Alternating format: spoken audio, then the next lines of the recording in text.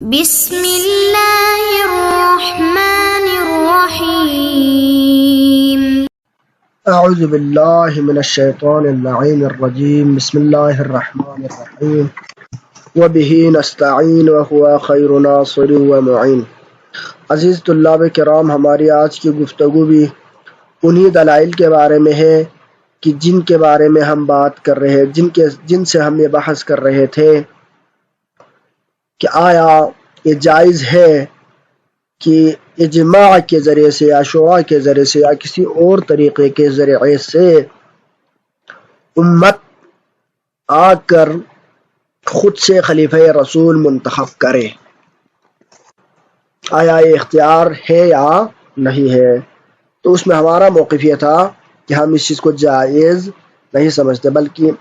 ہمارا موقف یہ ہے کہ ہم یہ سمجھتے ہیں، یعنی مکتب تشیع کا موقف اور نظریہ یہ ہے کہ خلیفہ کے لیے ضروری ہے کہ وہ خلیفہ کس کی طرف سے منتخب ہو؟ اللہ تعالیٰ کی طرف سے منتخب ہو، اور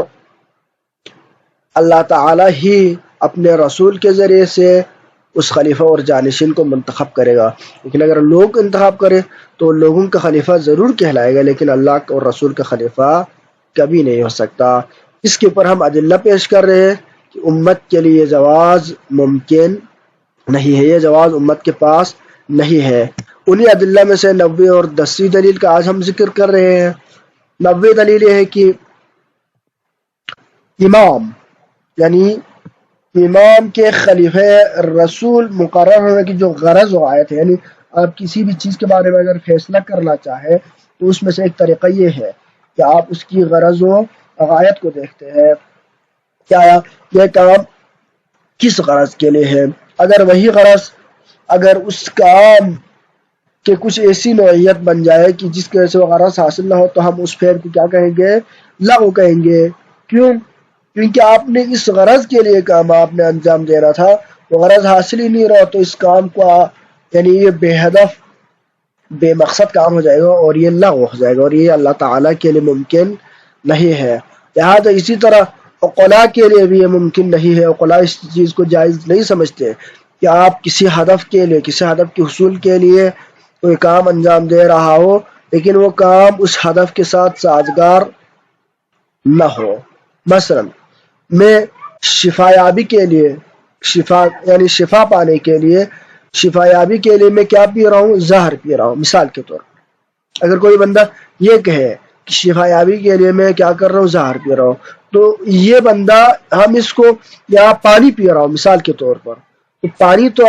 کلی طور پر اس میں ایک نارمل سی چیز ہے کہ ممکن ہے بعض خاص پانی میں شفا ہو، لیکن عام پانی میں تو نہیں ہوتا۔ تو ایک عام پانی وہ کہہ رہے کہ میں گردے یا کہ فلانا میں دل کی بیماری کے لیے پانی پی رہا ہوں، تو دل کی بیماری کے لیے پانی کا پینا، آیا دل کے وہ پانی پینے سے وہ دل کی مثلا بیماری ٹھیک ہو جائے گی؟ نہیں ہو جائے گی، بلکہ وہ اگر اسی پر اعتماد کرتے ہوئے پانی پیتا رہے علاج کے لیے تو ممکن ہے مرض بڑھتا جائے اور اس بندے کو موت آ جائے، تو غرض اس کو حاصل نہیں ہوگا، تو اس کا یہ پانی پینا لغو شمار ہوگا۔ لیکن اگر وہ بندہ کہے کہ میں دل کی بیماری کے علاج کے لیے زہر پی رہا ہوں، تو وہ تو الٹا کام کر رہا ہے، وہ تو اس زہر کی وجہ سے مرے گا، اگر دل کی بیماری سے نہ بھی مرے، تو اس کا یہ جو فعل ہے وہ فعل لغو ہے، بلکہ نقصان دہ ہے۔ تو اسی طرح سے اللہ تعالی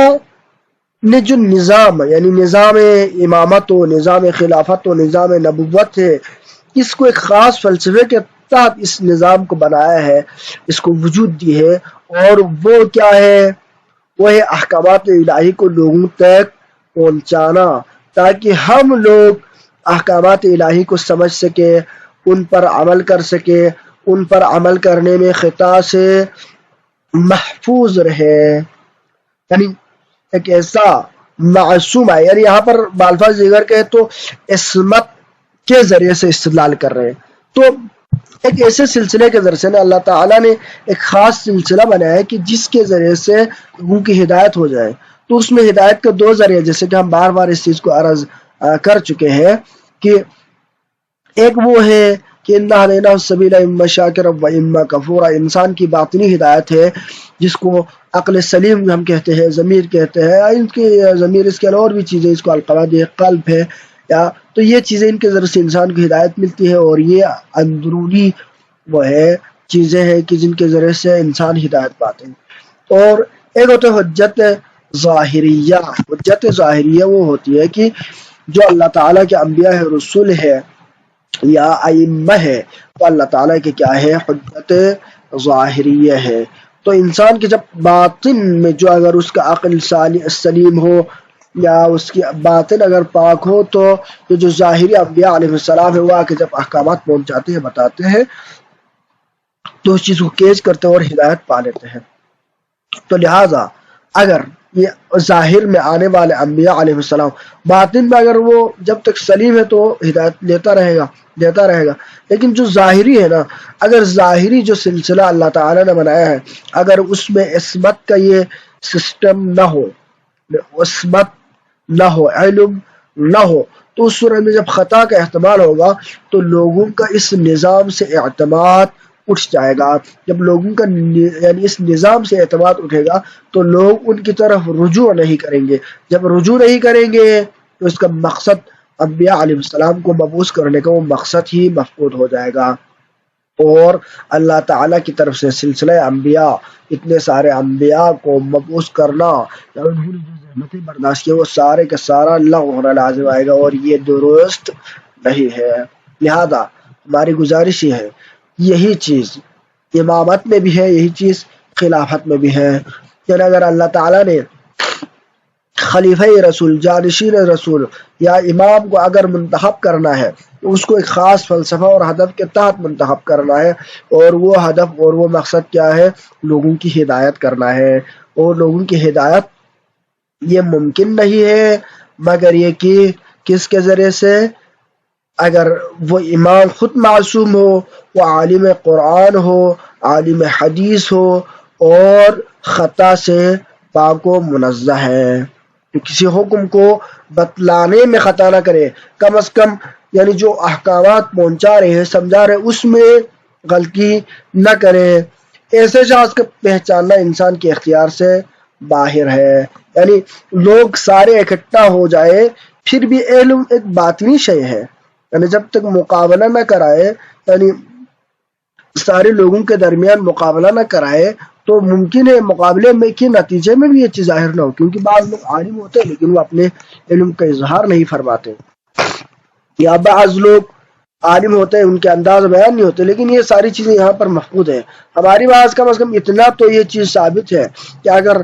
لوگ ایک علم ایک باطنی شے ہے، انسان کے اندر ہوتے ہیں، عالم کا پہچاننا ظاہری شکل کے ساتھ کسی عالم کو نہیں پہچان سکیں گے۔ ممکن ہے ایک بندہ اس کی ظاہری حلیہ اور شکل سے وہ ایک عام انسان نظر آئے، مگر اس کا علمی مرتبہ بڑے بڑے علماء سے بھی بلند پائے کا ہو۔ تو لہذا علم ایک باطنی شے ہے، اور اس نظام امامت و خلافت کو چلانے کے لیے بندے کو عالم بالقرآن، عالم حدیث ہونا چاہیے، اور اس علم کا پتہ لوگوں کو نہیں چلے گا۔ جب لوگوں کو کون سا بڑا عالم ہے، عالم الناس کون ہے، جب اس کے علم نہ ہو تو لوگ کیسے کسی بندے کو منتخب کر سکیں گے؟ اگر منتخب کریں گے تو اس معیار کو پاؤں کے نیچے دبا دیں گے، پاؤں کے نیچے ڈال دیں گے، نیچے یعنی دبا کے وہ لوگ کیا کریں گے، کچل کے اس چیز کو، اس قانون کو ہی توڑ کے وہ بنائیں گے۔ مثلا اگر لوگ انتخاب کریں گے تو اپنے من پسند کی کسی بندے کو، یا زیادہ سے زیادہ ظاہری طور پر جو مشہور ہو ان میں سے کسی بندے کو منتخب کریں گے بطور حاکم، لیکن ان کا اس کو بطور حاکم انتخاب کرنے سے حقیقت جو عالم ہے اس کی جو حق ضائع ہو رہی ہے، وہ حق اسی جگہ پر ضائع ہو کے ہی رہے گا۔ اور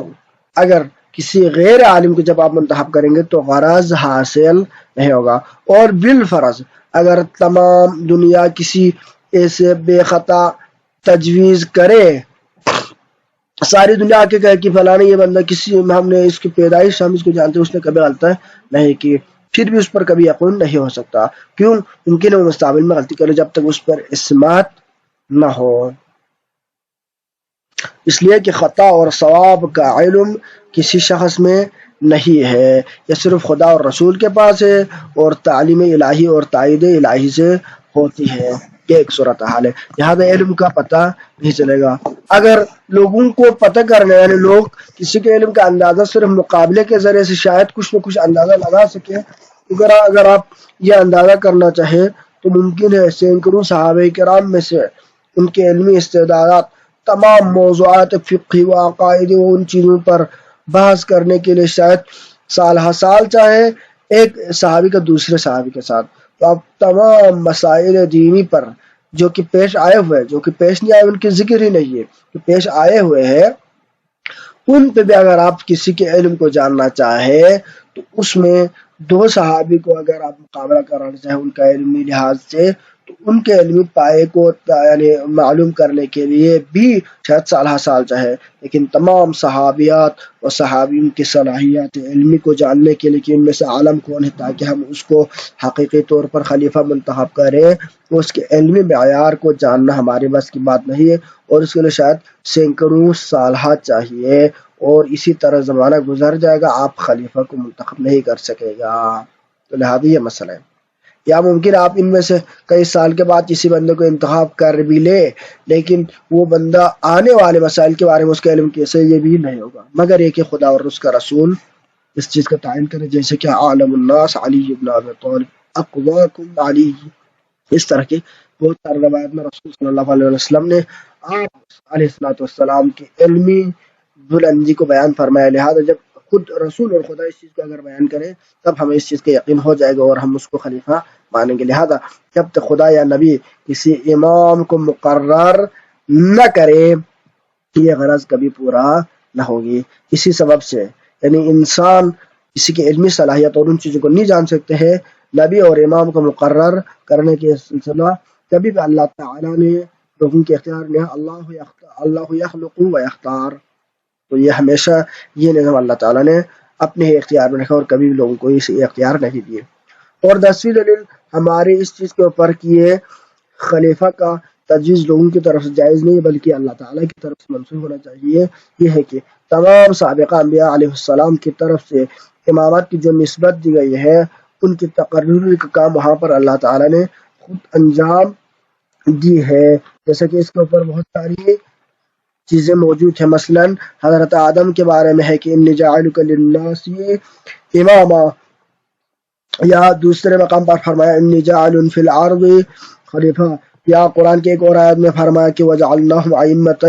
یہدون، یا حضرت ابراہیم کے بارے میں ہے کہ انہ لا ینال عہد الظالمین۔ اس طرح کی بہت ساری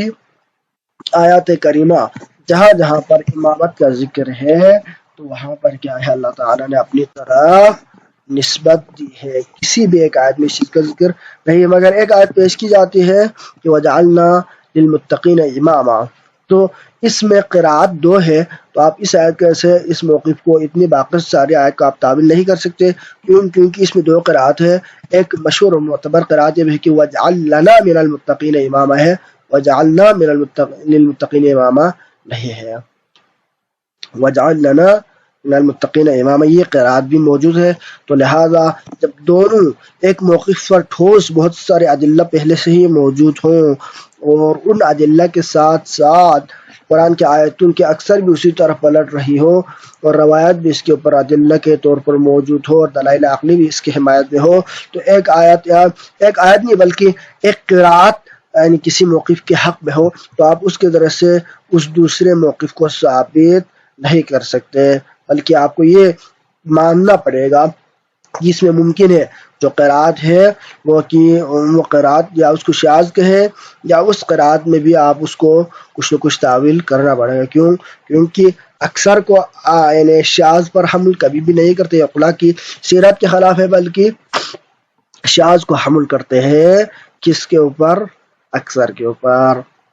لہذا آپ شاذ کو قبول نہیں کریں گے بلکہ شاذ کو تعویل کریں گے، آپ اس اکثر کی طرف لے کے جائیں گے۔ لہذا ان دو ادلہ کے